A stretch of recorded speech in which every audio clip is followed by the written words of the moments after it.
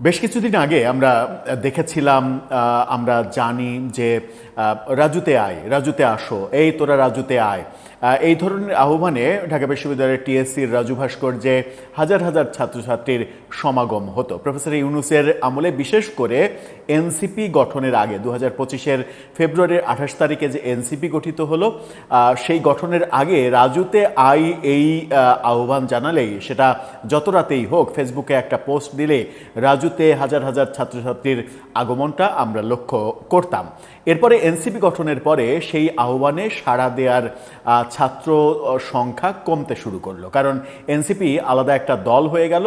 তখন আর এর আগে বিপ্লবীদের ডাকে, জুলাই যোদ্ধাদের ডাকে, সমন্বয়কদের ডাকে, সব দলের, ছাত্রদল, ছাত্র শিবির, সব দলের যে কর্মীরা জড়ো হতো কিংবা মানে সমর্থন দিত, সেই ব্যাপারটা আর থাকেনি। গতকালকেও যেটা হলো সেটা হচ্ছে যে ডাকসুর নেতা জুবায়ের, সমাজসেবা বিষয়ক মানে সদস্য, তিনি সম্ভবত সম্পাদক, তার আহ্বান ছিল, ফেসবুকে তিনি পোস্ট দিয়েছিলেন শাহবাগে আসার আহ্বান জানিয়ে। শাহবাগে আসার আহ্বান জানিয়ে তিনি যখন শাহবাগ থানায় গেলেন, তখনই ছাত্রদলের তোপের মুখে পড়লেন এবং মোসাদ্দেকের ওপরে হালকা পাতলা কিছু হয়েছে, কিন্তু বেশিরভাগ মানে ইয়েটা গিয়েছে, ঝুলটা গিয়েছে মূলত জুবায়েরের ওপরে।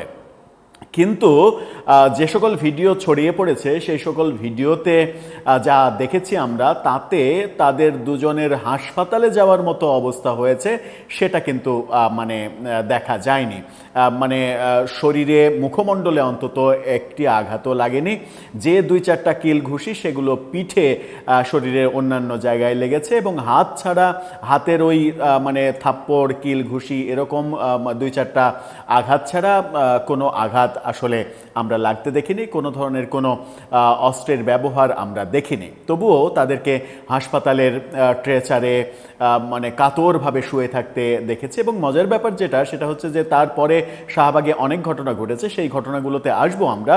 কিন্তু সব থেকে চাঞ্চল্যকর ঘটনা ঘটেছে যেটা, জুবায়ের হাসপাতালের ট্রেসারে শুয়ে সাদিক কায়েমরা যখন তাকে দেখতে গিয়েছে, তখন তিনি বলেছেন যে ছাত্রলীগের, মানে আওয়ামী লীগের আমলেও এই ধরনের পিটানি তিনি খাননি। মানে আওয়ামী লীগ, ছাত্রলীগও এভাবে পিটাতো না, যেটা ছাত্রদল তাকে পিটিয়েছে কিংবা তাদেরকে পিটিয়েছে। হঠাৎ করে ছাত্রলীগ কিংবা আওয়ামী লীগকে স্মরণ করলেন কেন, সেই প্রশ্নের আমরা সমাধান খোঁজার চেষ্টা করব। এবং গতকালকে পরবর্তীতে শাহবাগে কি ঘটলো, এই ঘটনা কতদূর গড়াতে যাচ্ছে, এই ঘটনার ফলে ছাত্র রাজনীতি একটা সংঘাতময় পরিস্থিতির দিকে যাচ্ছে কিনা। গতকালকেই আমরা দেখেছি কুমিল্লার পলিটেকনিকে ছাত্রদল শিবিরের সংঘর্ষ, তার আগে আমরা দিনের বেলায় দেখেছি ঈশ্বরদী সরকারি কলেজে ছাত্র শিবির, ছাত্রদলের সংঘর্ষ। এরকম মানে দুদিন আগে আমরা দেখলাম চট্টগ্রামে সিটি কলেজে, সরকারি সিটি কলেজে ছাত্রদল শিবিরের সংঘর্ষ। এই ব্যাপারগুলো কিন্তু ধারাবাহিকভাবে চলতে আমরা দেখছি। গতকালকে এই ঘটনার পরে জুবায়ের, ডাকসু নেতা, তিনি কেন ছাত্রলীগের কিংবা আওয়ামী লীগের প্রশংসা করলেন, ছাত্রলীগ এবং আওয়ামী লীগের ব্যাপারে কিংবা তাদেরকে নিয়ে তিনি বিগত কিছুদিন কি করেছেন, সেগুলো একটু উল্লেখ করব এবং পূর্বাপর ঘটনাগুলো উল্লেখ করে বোঝার চেষ্টা করব যে হঠাৎ করে তার এই ছাত্রলীগ কিংবা আওয়ামী লীগ প্রীতির কারণটা কি। চলুন একটু রহস্য উদ্ঘাটন করি সেই ব্যাপারটার। থাকবেন পলিটিক্স টিভির নিয়মিত আয়োজন। বলছিলাম ডাকসু নেতা জুবায়েরের কথা, যে ঘটনা গতকালকে ঘটেছে, সেই ঘটনা ব্যাপারে এই শিরোনামটা দেখে নিন। সেখানে বলা হচ্ছে যে ফেসবুকে পোস্টের পরেই লাঞ্ছিত ডাকসু নেতা জুবায়ের। তিনি ফেসবুকে পোস্ট দিয়েছিলেন, শাহবাগ যাচ্ছি, সবাই শাহবাগ আসো, এরকম পোস্ট দিয়েছিলেন তিনি। সেই পোস্ট দিয়ে তিনি যখন শাহবাগ থানায় গিয়েছেন, তখনই এই ঘটনার শিকার হয়েছেন। আওয়ামী লীগ ছাত্রলীগ নিয়ে কি বলছেন, কালের কণ্ঠের এই শিরোনামটা দেখে নিন। সেখানে বলছেন যে ছাত্রলীগও কখনো এভাবে পেটায়নি, আহত জুবায়েরের আক্ষেপ।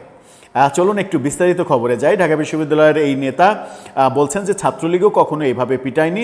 হাসপাতালে দেখতে গেলে ভিপি সাদিক কায়েমের সঙ্গে এই আক্ষেপ তিনি প্রকাশ করেন। এর আগে রাজধানী শাহবাগ থানার সামনে হামলা সেই ঘটনায় তিনি আঘাতপ্রাপ্ত হওয়া, হাসপাতালে যাওয়া, এই ব্যাপারগুলো তো আমরা জানি। কিন্তু এই যে ছাত্রলীগের আমলেও মানে তাকে এভাবে পেটানো হয়নি, যেটা ছাত্র দল পেটালো, এই কথার মাধ্যমে কি বলতে চাইলেন? ছাত্র দলের চাইতে ছাত্রলীগ ভালো ছিল, বিএনপির চাইতে আওয়ামী লীগ ভালো ছিল। এখন বিএনপি যখন মারছে, বিএনপির সমালোচনাটা যেন তীব্র করা যায়, আরও বেশি প্রখরভাবে করা যায়, সেই কারণেই কি তিনি ছাত্রলীগের আশ্রয় নিলেন যে ছাত্রলীগ তারাও এভাবে পেটায়নি যেটা বিএনপি পেটাচ্ছে? কিন্তু এই পেটানোর ভিডিওতে আমরা যেটা দেখেছি তাতে ওই 2-4টা কিল ঘুষি ছাড়া কিন্তু তেমন কোনো বড় ঘটনা আমরা দেখিনি।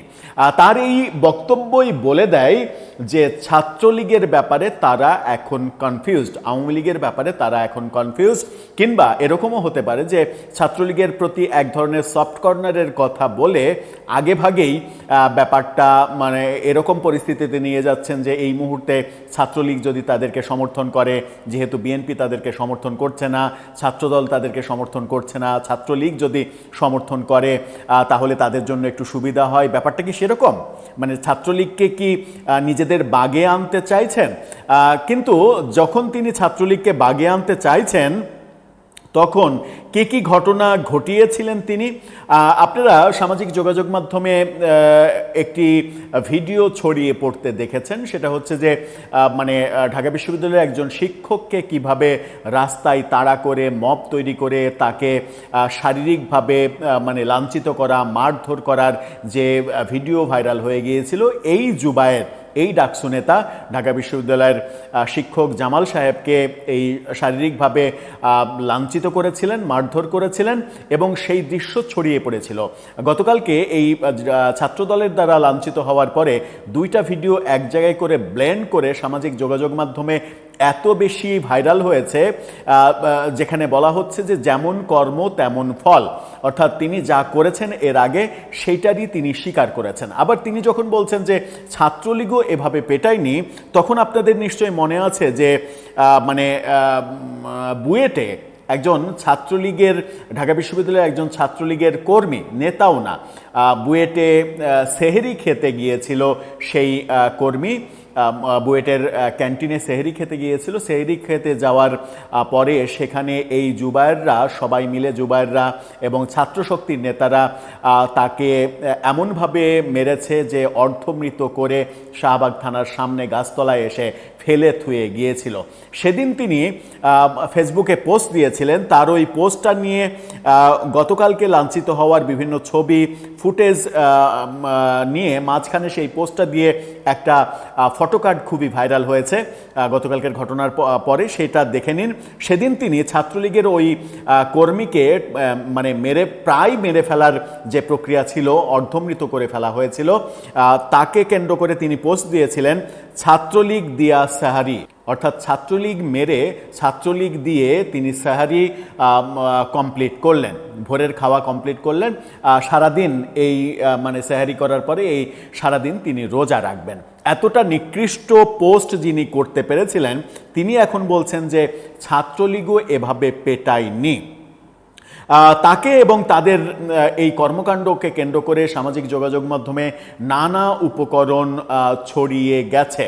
সেই উপকরণগুলোর মধ্যে নানা ধরনের বিশ্রী মানে ফটো, বিশেষ করে মোসাদ্দেককে কেন্দ্র করে বিশ্রী ফটো, তার শারীরিক অঙ্গ প্রত্যঙ্গ নিয়ে বিশ্রী রকমের যেরকম ট্রল হচ্ছে, সেই ট্রলগুলো যেমন দেখছি তেমনি খুবই শিল্পসম্মত হলিউডের সিনেমার পোস্টার বানিয়েও প্রচার করা হচ্ছে, সেগুলোও আমরা দেখছি। সেই ব্যাপারটা আপনারা দেখে নিন যে সেরকম একটা পোস্টার আমাদের চোখে পড়েছে, যেখানে সিনেমার নাম দেওয়া হয়েছে দ্য বিগ টিথ, একটা বড় দাঁতের ছবি দিয়ে এখানে লেখা হয়েছে দ্য বিগ টিথ। মানে এভাবে শিল্পসম্মতভাবেও এই ব্যাপারগুলো ট্রল হচ্ছে সামাজিক যোগাযোগ মাধ্যমে।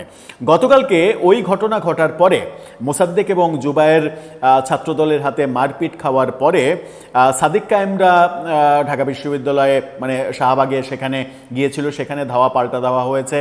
সাদিক কায়েমরা মিছিল করেছিল, সেই মিছিলকে থামিয়ে দিয়ে ছাত্রদল সেখানে শাহবাগ থানার সামনে মিছিল শুরু করে সারা ক্যাম্পাস মিছিল নিয়ে প্রদক্ষিণ করেছে এবং সাদিক কায়েমের ছাত্রলীগ করার ইতিহাস নিয়ে তারা মিছিলে স্লোগান দিয়েছে এবং সাদিক কায়েমের ওই আগের ছাত্রলীগ করা গুপ্ত রাজনীতি এটা নিয়ে নানাভাবে তারা স্লোগান দিয়েছে, ট্রল করেছে, এগুলো আমরা দেখেছি।